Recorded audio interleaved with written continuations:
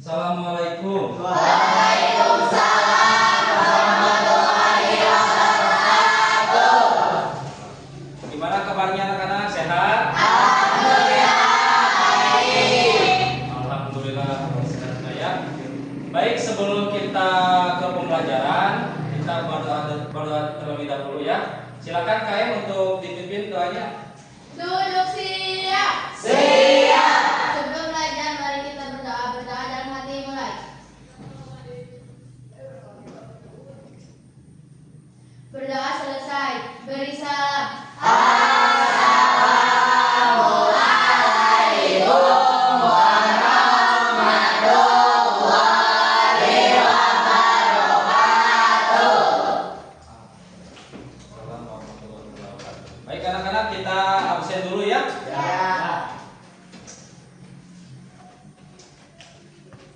Pipa, Hadir. Rahma, Izin. Airin, Allah. Dimas, Hadir. Najril, Hadir. Ilham, Hadir. Danis, Hadir. Aris, Sakit. Dipal, Hadir. Andin, Hadir. Adel, Hadir. Meisha, Hadir. Amel, Hadir. Juwita, Hadir. Salma, Hadir. Sabrina. Hadir. Baik, berarti ada 3 orang ya yang tidak hadir. Baik anak-anak, kita langsung saja untuk belajarnya. Kalian masih ingat materi sebelumnya tentang Pancasila? Masih. Tahu ini apa? Pancasila. Pancasila ya. Kita akan masuk ke materi selanjutnya, yaitu tentang sejarah pembentukan BPUPKI. Ada yang tahu itu BPUPKI? Tidak. Nah, BPUPKI kepanjangannya dari Badan Penyelidik Usaha-Usaha Persiapan Kemerdekaan Indonesia, ya, yang lahir pada tanggal 29 April 1945, ya. Latar belakang terbentuknya BPUPKI itu oleh Perang Dunia Kedua yang diinisiasi oleh Jepang ya untuk pembentukan BPUPKI-nya. Latar belakang terbentuknya BPUPKI itu oleh Jepang ya, diinisiasi oleh Jepang. Karena apa? Karena untuk menarik simpati dari warga atau masyarakat Indonesia.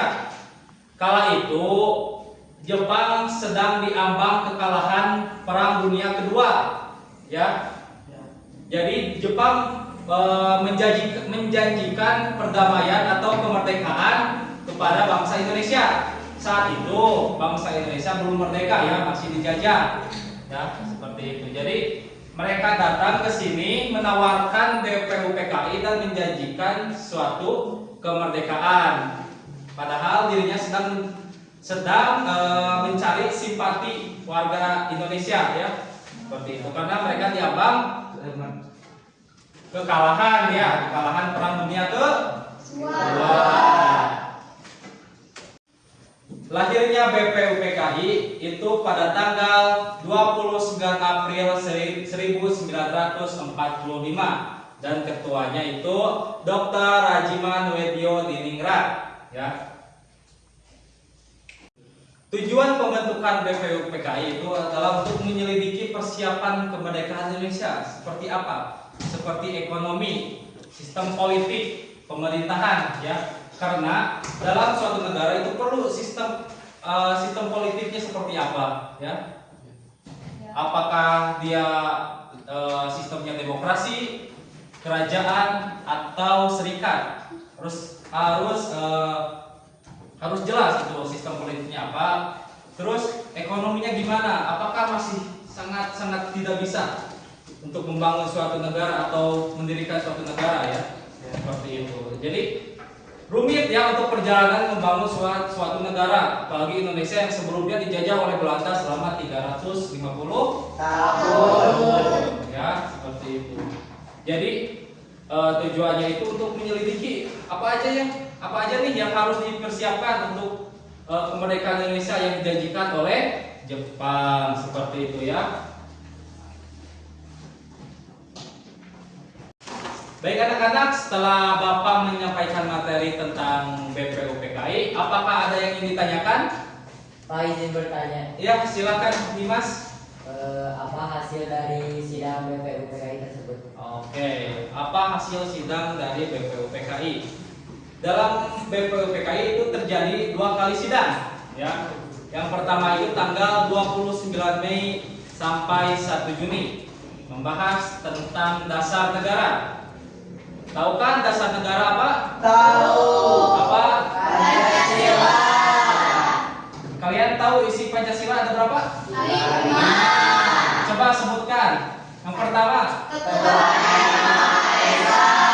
2, Kemanusiaan yang adil dan beradab. 3, Persatuan Indonesia.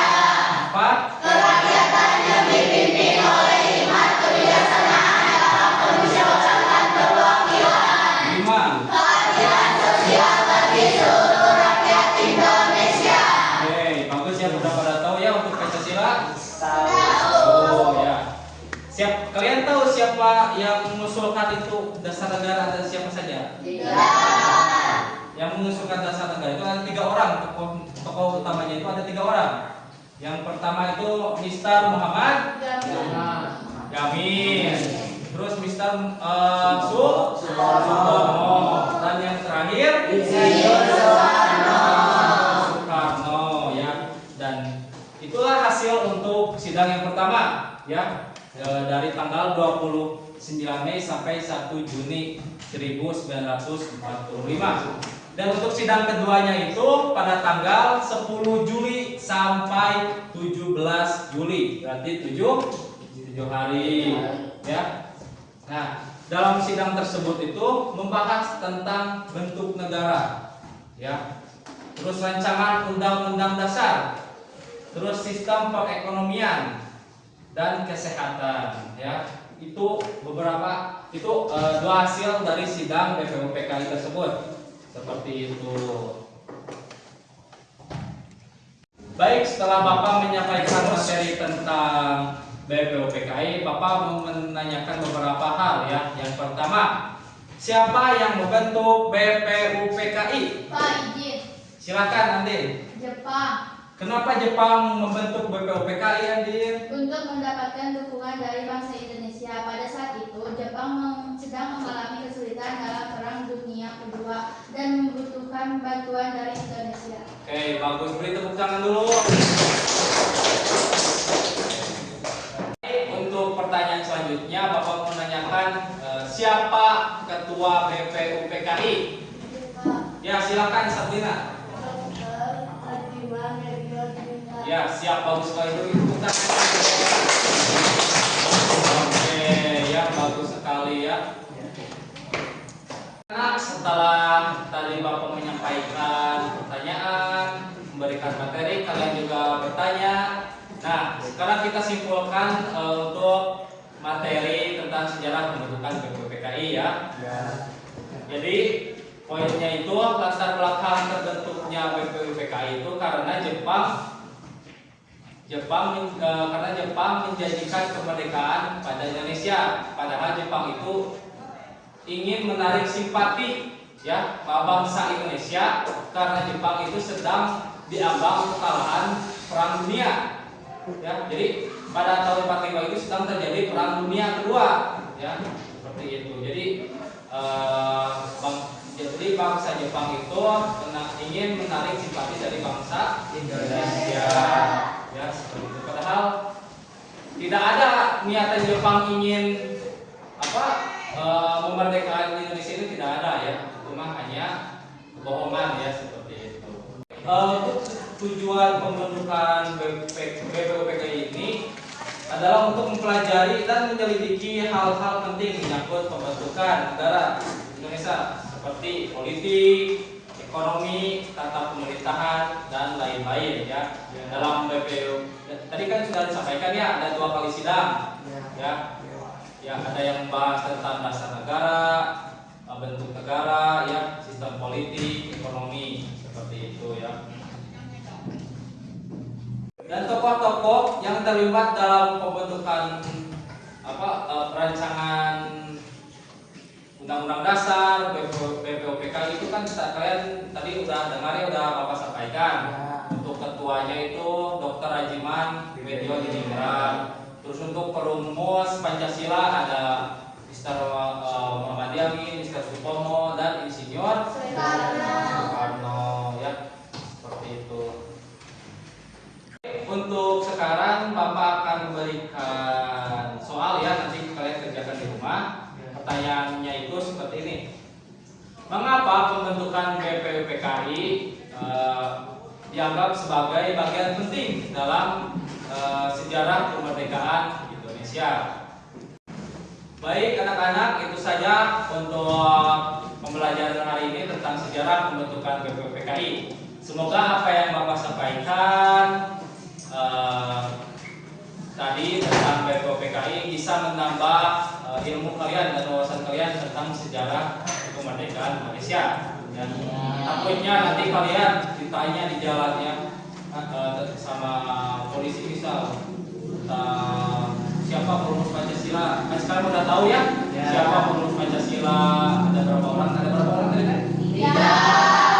Ya. Yang pertama siapa? Muhammad Yamin,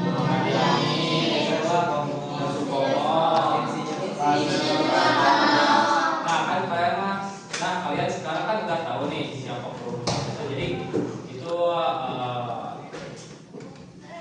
akan jadi ilmu buat kalian di depannya. Siapa tahu kalian juga nanti akan jadi guru PPKN ya, seperti itu. Baik, untuk pembelajaran hari ini telah selesai dilaksanakan. Sebelum pulang, alangkah baiknya kita berdoa dulu. Berdoa dalam hati, mulai.